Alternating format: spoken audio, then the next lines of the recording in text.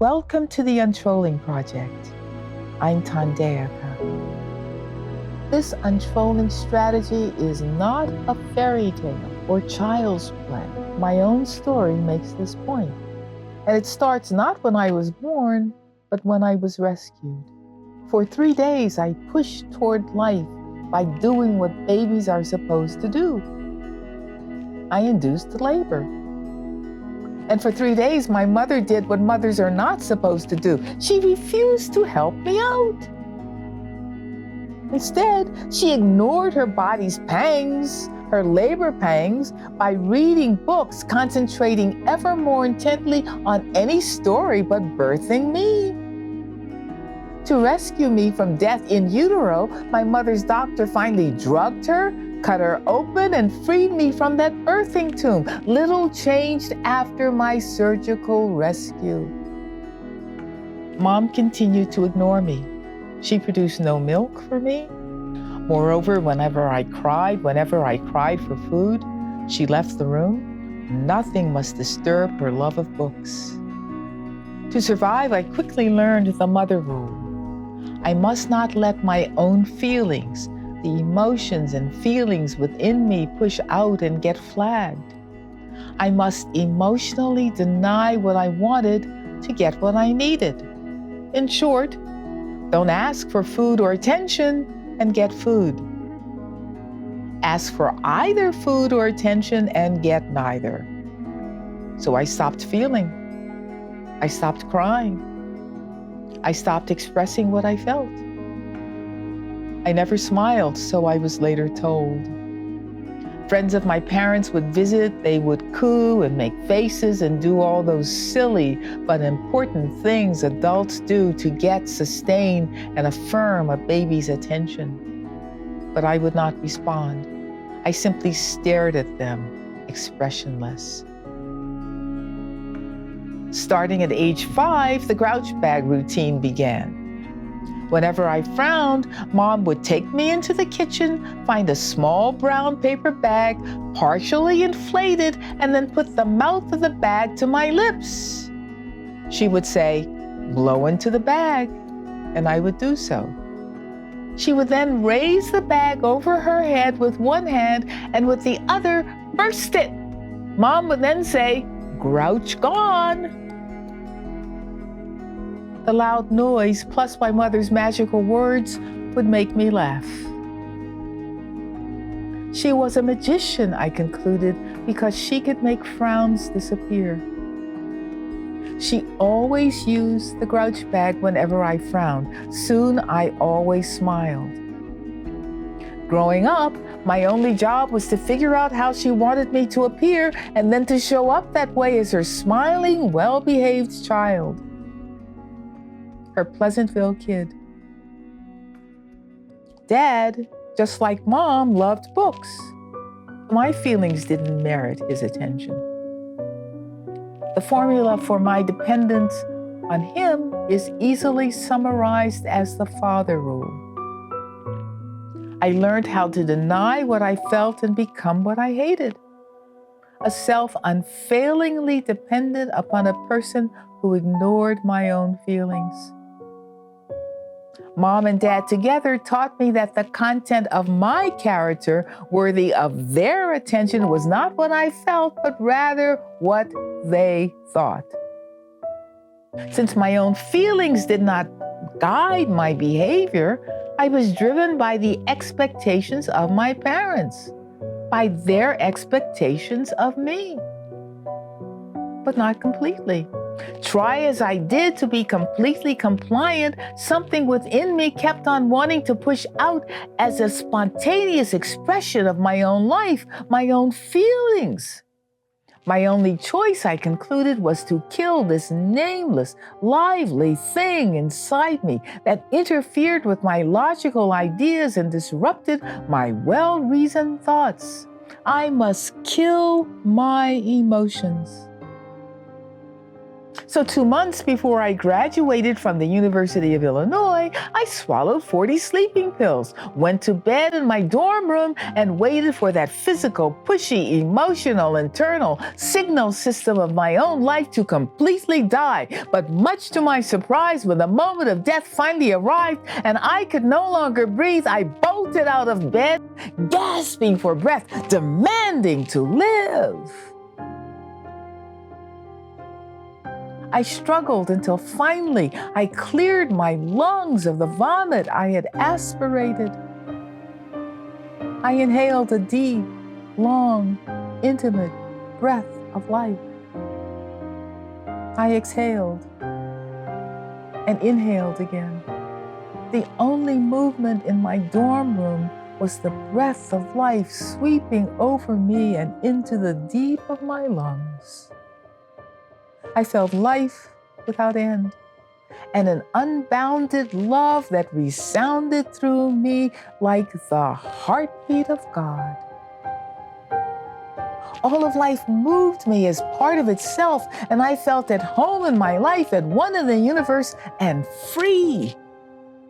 I felt connected to all of life. Panic now set in. Afraid that I would aspirate again, I ran to the student health center. My stomach was pumped and the doctor sent me to a recovery room where I spent the night. When I opened my eyes in the morning, I saw a prematurely balding, pale man seated in a straight-back chair at the foot of my bed. The room was silent as a morgue. "We should talk," he said blankly as our eyes met. Nothing more was said because Cerberus was sitting on my bed, staring at the little man and growling like a beast from hell, protecting the remains of the kill. Confident because this beastly reptilian troll was now by my side. My attention turned back to the pale man seated at the foot of my bed. This little man seated at the foot of my bed, I now realized, wasn't still because he was empty. He didn't move because he was terrified. Unable to fight or take flight, he froze. What else could he do as he gazed helpless as Cerberus lurched through the air and took him down? I sat up in bed and watched the slaughter. The next day at the University of Illinois Student Counseling Center, as our one and only session began, the pale man said, "I do not understand why he tried to commit suicide." He then opened a manila file folder on his desk, rifled through its contents as he inventoried my university life. "Your grades are terrific. You have been accepted into Columbia University's Graduate School of Journalism master's degree program. And in a class of 5,000, you are graduating as one of the top 100 most active students." He looked up at me again, baffled. I shrugged my shoulders and smiled. Nothing more was said because Cerberus was there too. Both the pale man and the troll were a figment of my imagination. The pale man was the part of me that wanted to know the truth. But Cerberus was hell-bent on keeping me from it. So I remained shut down and wouldn't dare venture into that forbidden terrain. Cerberus was my pixelated survival instincts. He trolled the bridge so no one could cross it to forbidden truths, not even me. He didn't allow me to cross the bridge to that forbidden terrain, my own experiences of parental neglect.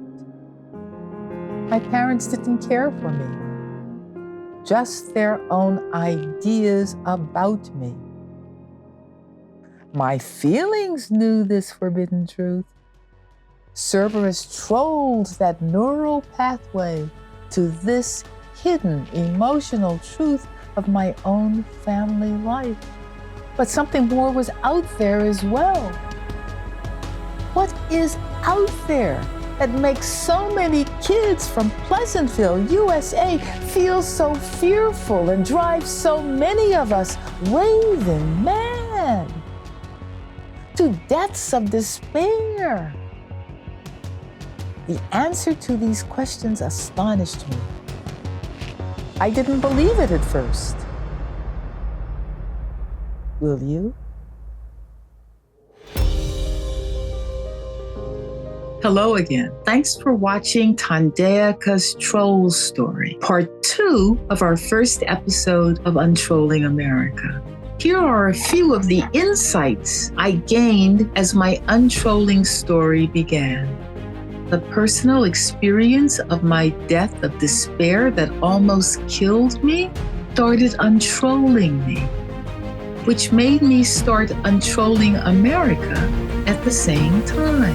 Everywhere I looked, I now saw trolls like Cerberus blocking access to the true culprits of our own emotional trauma. In my experience, if we start by untrolling our own personal stories, it's easier to see the societal trolls.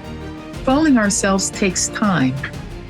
Emotional time. I like the phrase emotional time because emotions take time to unfold themselves. You can't say, I'm angry, now I think I will be happy, and then I think I will be sad. This is the point Dr. Stefan Rechtschaffen made, who's the co-founder of the Omega Institute, when he tried to explain the difference between mental time, like shifting from one idea to another faster than a speeding bullet, and emotional time, which requires neurochemical shifts in our body that flow.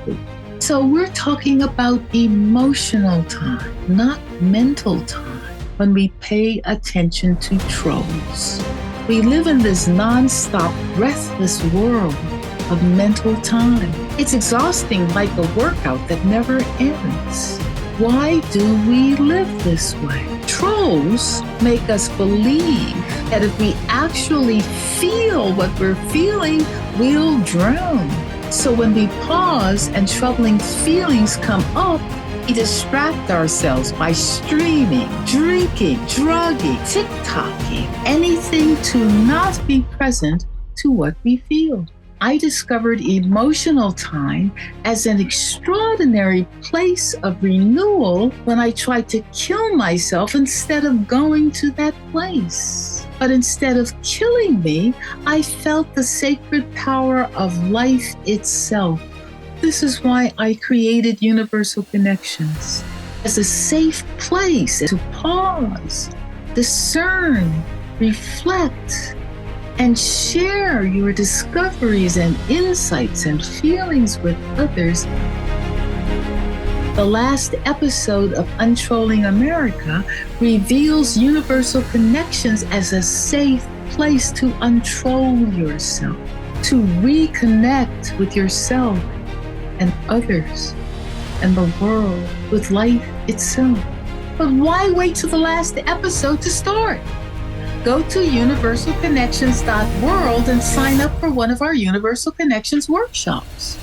Also, feel free to download the Tao of Untrolling at our website, untrolling.org.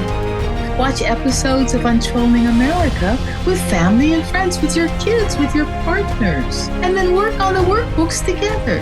We'll host periodic events where we come together and share our reflections on Untrolling America episode. Watch for invitations to be posted on our YouTube channel at The Untrolling Project. We look forward to Untrolling America with you.